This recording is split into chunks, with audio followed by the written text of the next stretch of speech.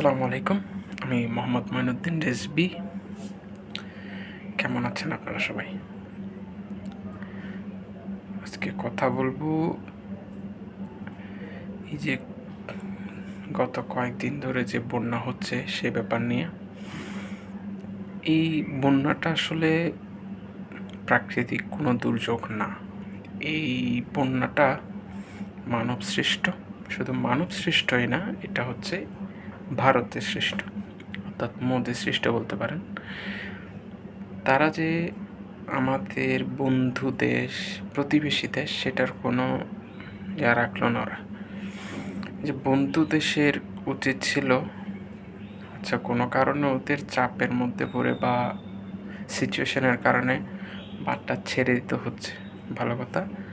আপনারা এটা আগের থেকে আমাদেরকে যদি জানাতেন, তাহলে আমাদের এই চট্টগ্রামের এই ফেনী, তারপরে কুমিল্লা, নোয়াখালী, এই মানুষগুলো আগের থেকে সতর্ক হতে পারত।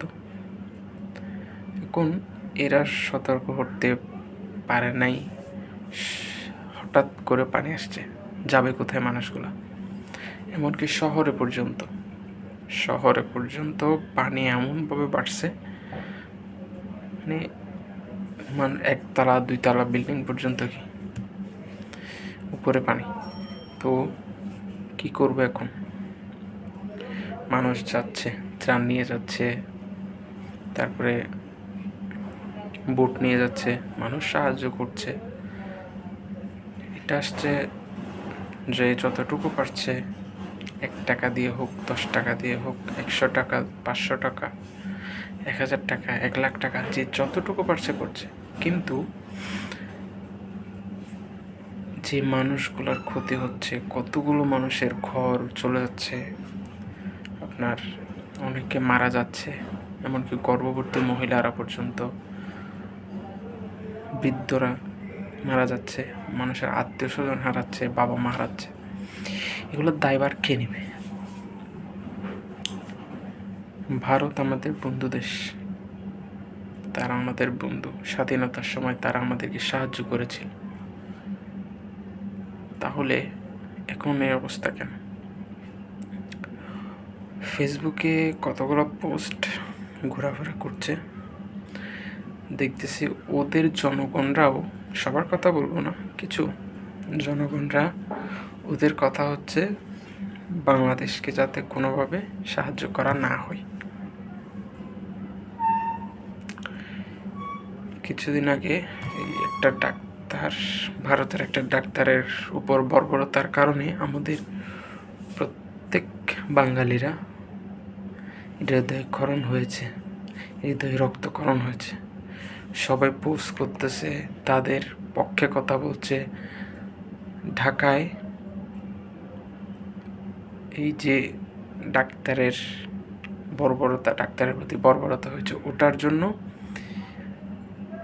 আন্দোলন করা হচ্ছে, মানববন্ধন করা হচ্ছে। কিন্তু তারা আমাদেরকে কী করছে?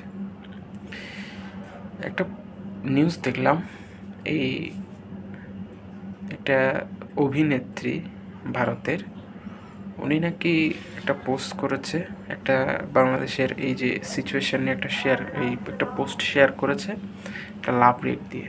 সেখানে ইন্ডিয়ান মানুষরা, ভারতীয় মানুষরা হাহারি দিচ্ছে। বাঙালি পুরো একটা শহর, বা আমার জানা মতে বাংলাদেশে এরকম সিচুয়েশন কখনো হয়েছে বলে মনে হয় না।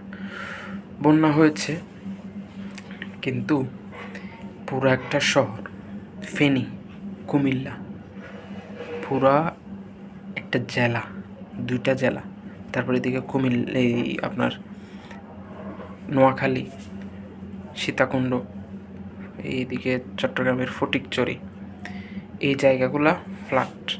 এগুলা পানিতে 2-3 তলা পর্যন্ত পানির নিচে। এই সিচুয়েশনে ওরা হাহারি দিচ্ছে। কি বুঝাইতে চাচ্ছে ওরা? বাঙালিকে মানুষ মনে হয় না, এরকমই তো মনে হচ্ছে। বাঙালিকে মানুষ মনে হচ্ছে না। তারা আমাদের সাথে অন্যায় করছে, বারবার অন্যায় করছে বিভিন্নভাবে। একটা ক্রান্তিকাল, একটা সিচুয়েশান পার করে আসছি, মাত্র কয়েকদিন হচ্ছে, ছাত্র আন্দোলন থেকে শুরু করে এগুলা। এখন আবার শুরু হচ্ছে, আবার বন্যার কারণে এই সিচুয়েশান।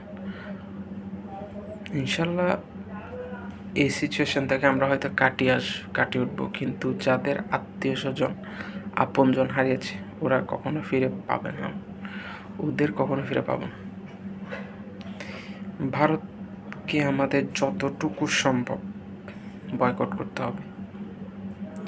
ভারতীয় পণ্য, ভারতীয় টিভি চ্যানেল, ভারতীয় মানে যত ধরনের ওদের রেভিনিউ ইনকাম করার যত পথ আছে বাংলাদেশ দিয়ে, সবগুলো বন্ধ করে দিতে হবে যতটুকু সম্ভব।